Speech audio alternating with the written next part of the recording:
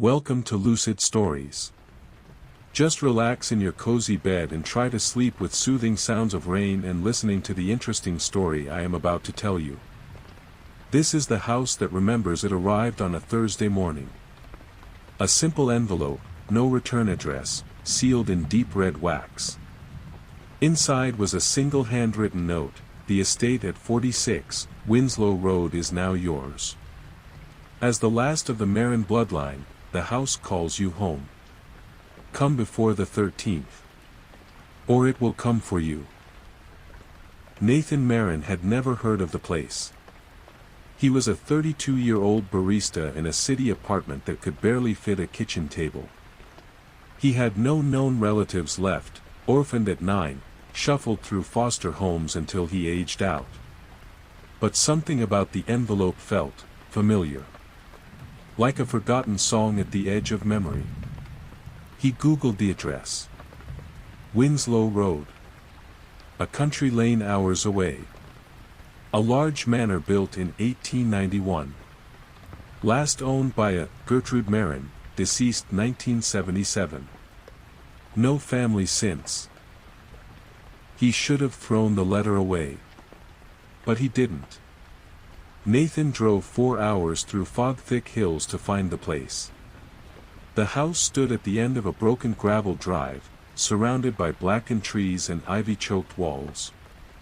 3 stories tall. Towering windows. A collapsed greenhouse. The air smelled like dust and leaves long dead. The front door was unlocked. Inside, silence. The house didn't smell abandoned. It smelled preserved. Like something had been keeping it just as it was, untouched by time. A thin layer of dust coated every surface, except one hallway.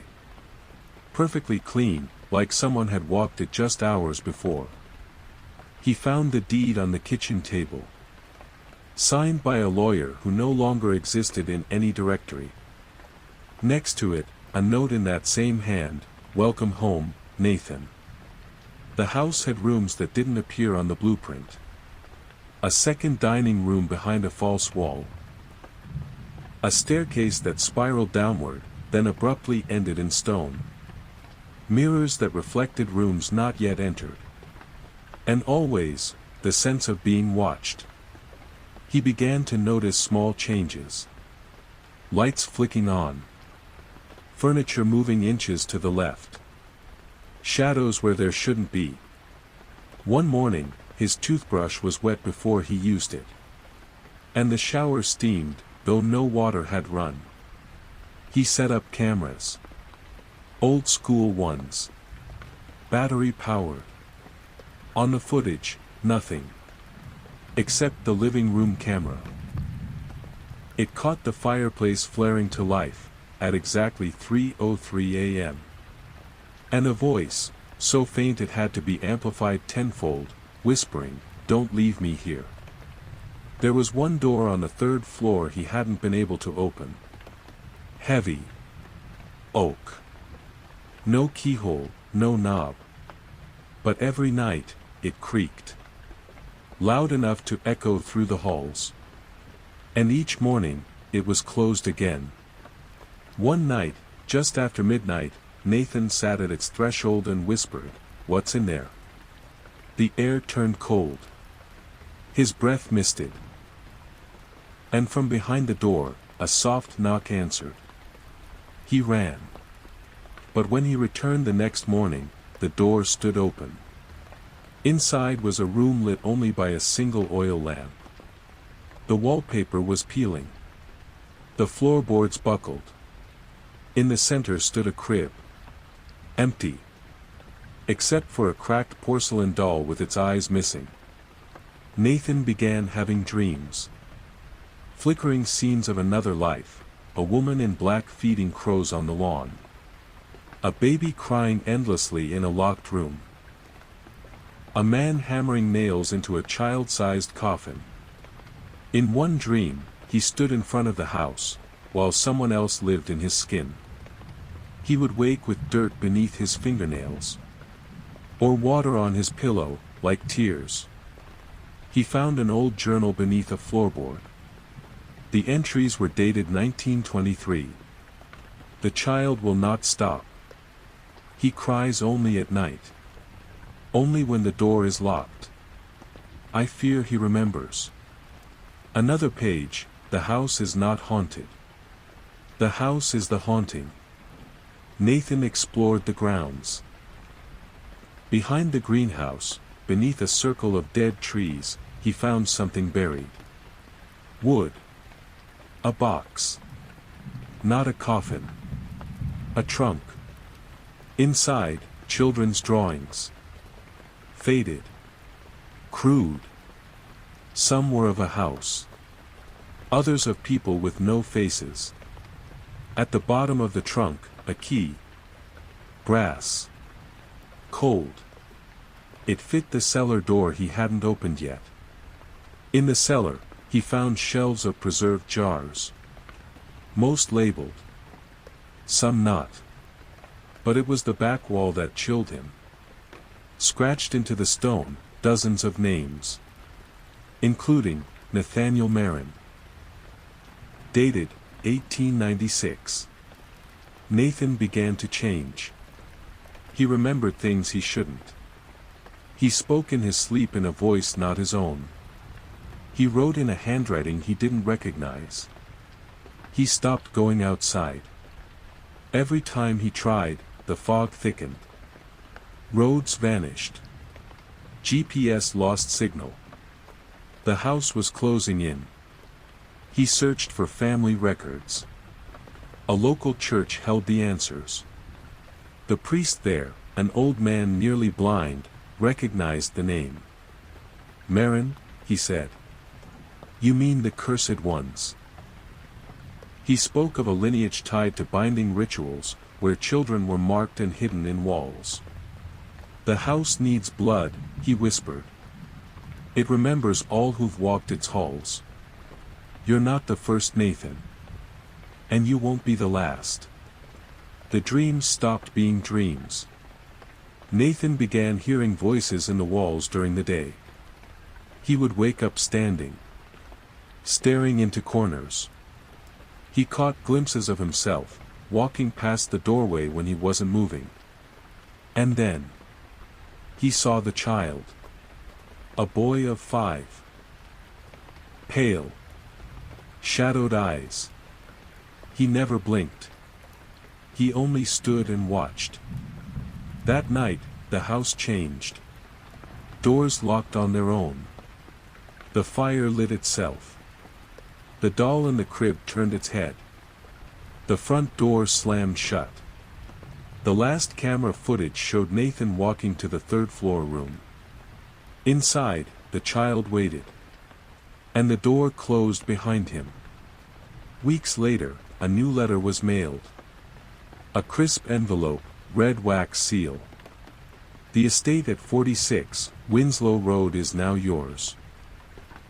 As the last of the Marin bloodline, the house calls you home. The third-floor door closed, and the house changed. Nathan stood in the room with the crib and the eyeless doll. But now it was alive. The wallpaper pulsed, like lungs. The shadows writhed, avoiding the flicker of the oil lamp. He turned back to the door.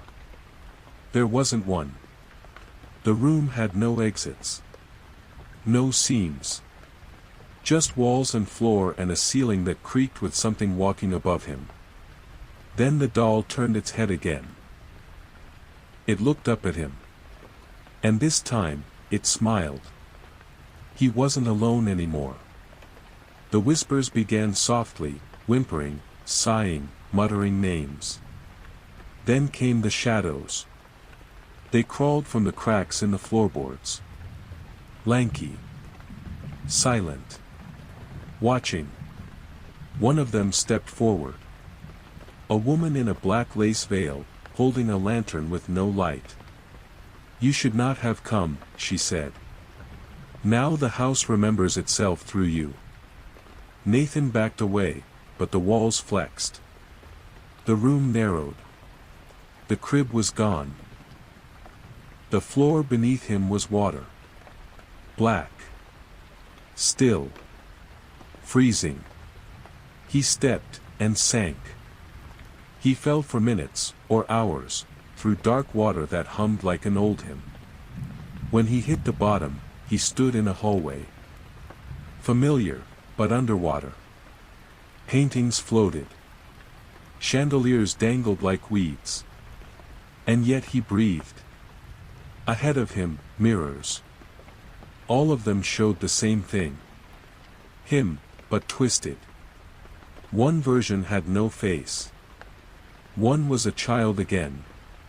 One had the house embedded in his chest, windows beating like a heart.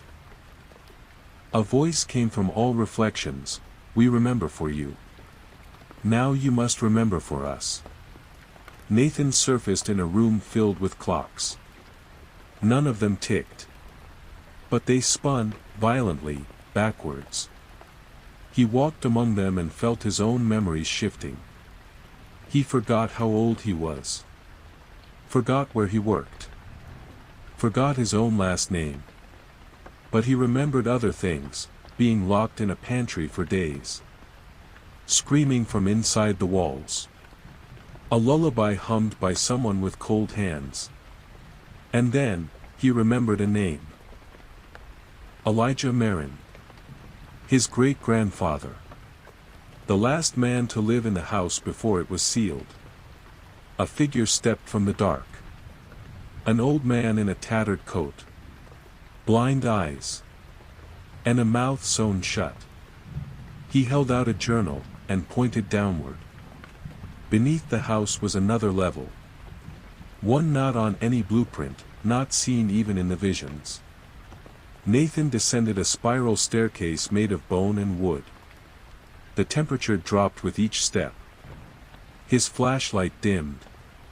The walls breathed again. And then he reached it. The buried floor. Here, the house kept its secrets. Jars of preserved eyes. Chalk outlines on the wall in the shape of children. A music box playing backward. In the center of the room, a door. Small. Metal. Bolted shut. His name was scratched into it, beneath dozens of other versions of himself. Nathaniel. Nate. NRTHN, N4THN, some in English. Some in glyphs. Some that bled when he touched them. He opened the final door. Inside was the house. But rebuilt. A perfect miniature replica. Every hallway, every window.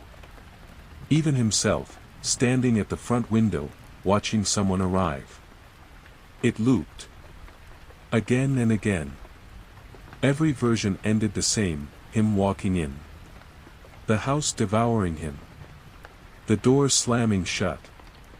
Until he reached one model he didn't recognize. It showed the house on fire. And standing outside, himself. But not alone. Holding a child. The only version of the story that escaped. The house began to shake. Ceiling cracking. Voices screaming in his ears. Light strobing between past and future. He stood before two doors. One back to the third-floor room. One into blackness, pulsing with light, the unknown path. He heard the child's voice behind him. If you leave, someone else must come. The house never sleeps empty. If you stay, you become part of the walls. Nathan held the doll in his hand. It had eyes now. His eyes. It whispered, "Choose." Nathan walked into the blackness.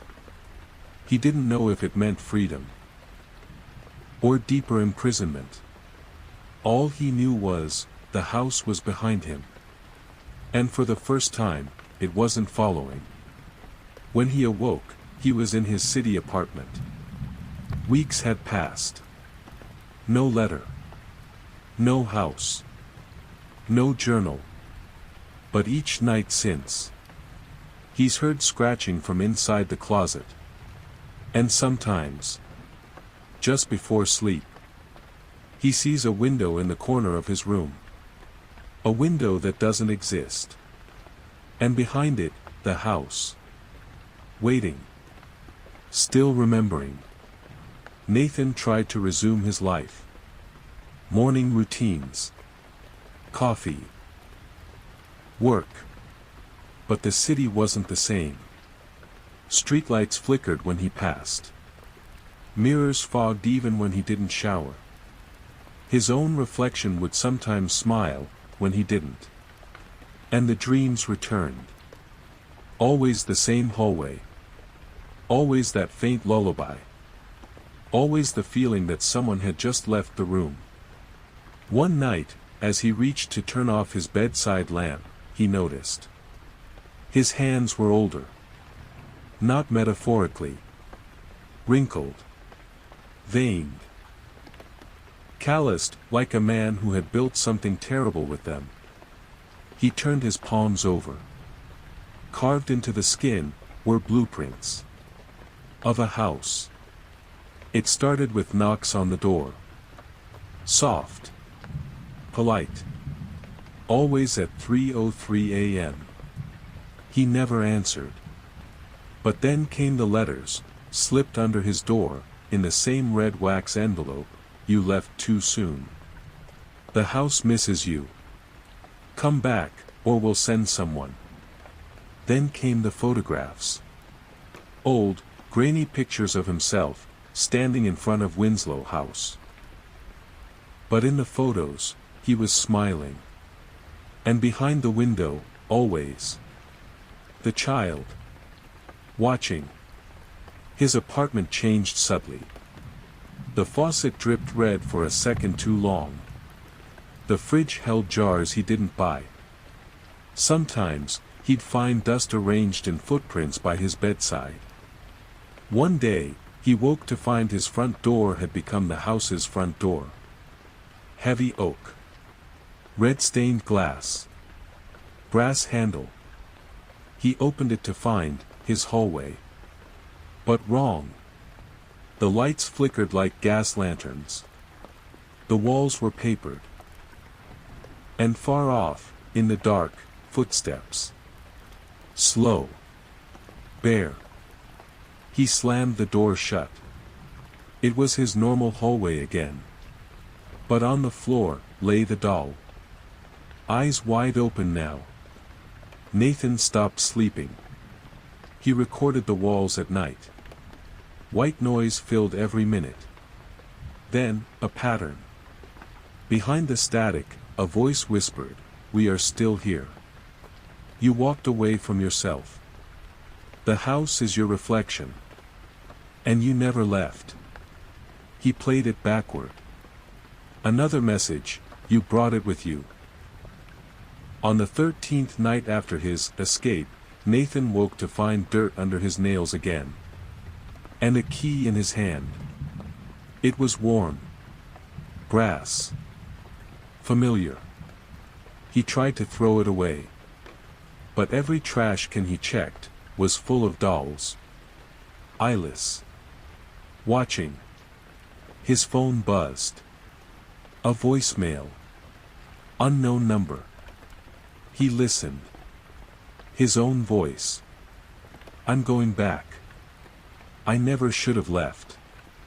I have to finish it. I have to find the original room." And he knew, he had never escaped.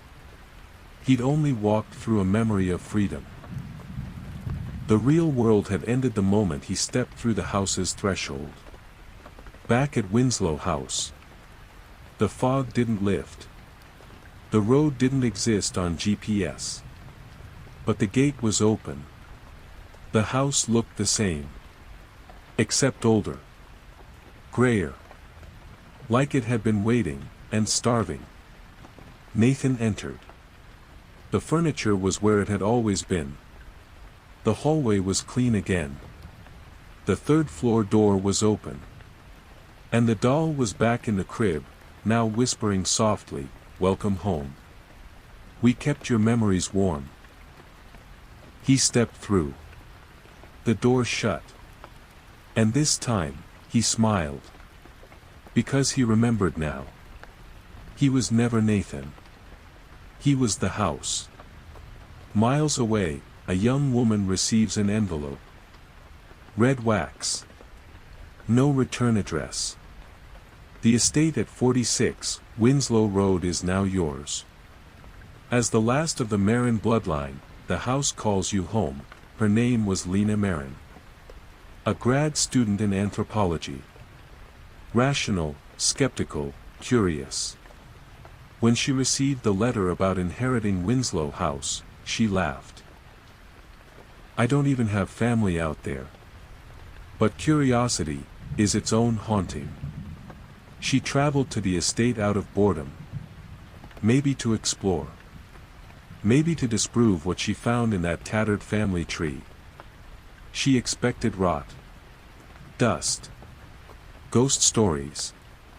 What she found was the house waiting. Clean floors. Lit chandeliers. A fire already crackling. And a table, set for one. Lena explored carefully. Her phone had no signal. Her GPS showed only a blank forest. In one of the upstairs rooms, she found something that chilled her, a photo of a man, young, bearded, intense eyes, pinned to the wall with the note, Nathaniel. The vessel. And beneath it, a handwritten message, if you're reading this, you're part of it now. The house is awake again. You are the next. Lena scoffed. But that night, she dreamed of fire. Of bone staircases. And a doll crawling toward her on the ceiling. The next morning, she found a red string tied around her wrist. She tried to cut it. Burn it.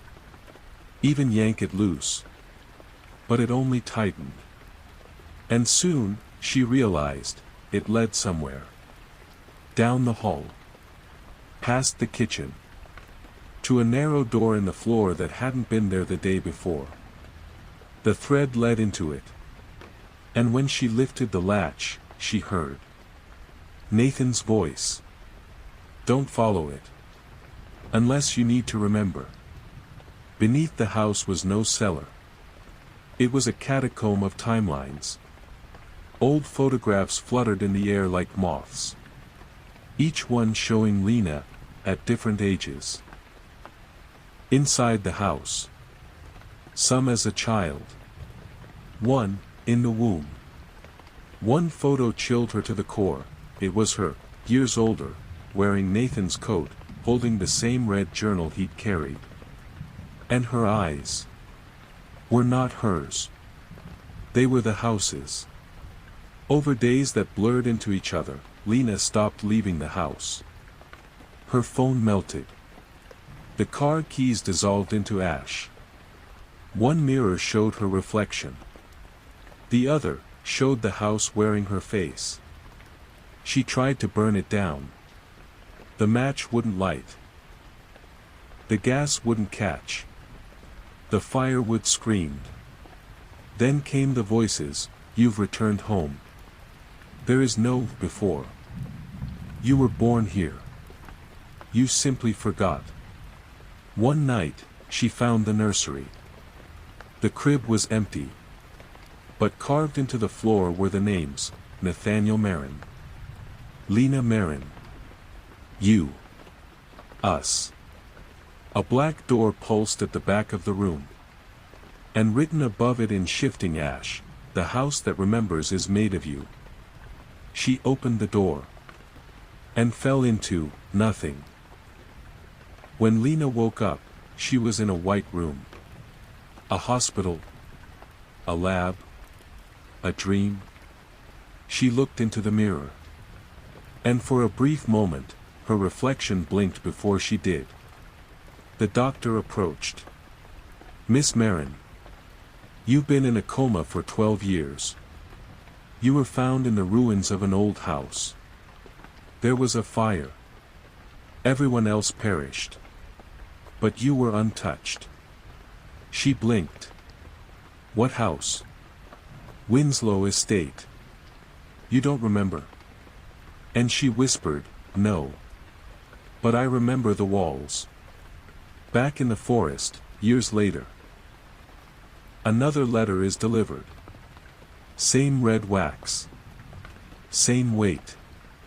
The envelope lands on a doorstep. A new name now. And inside, the house remembers you. We remember everything. And far, far away, inside a mirror that no longer reflects, the doll waits.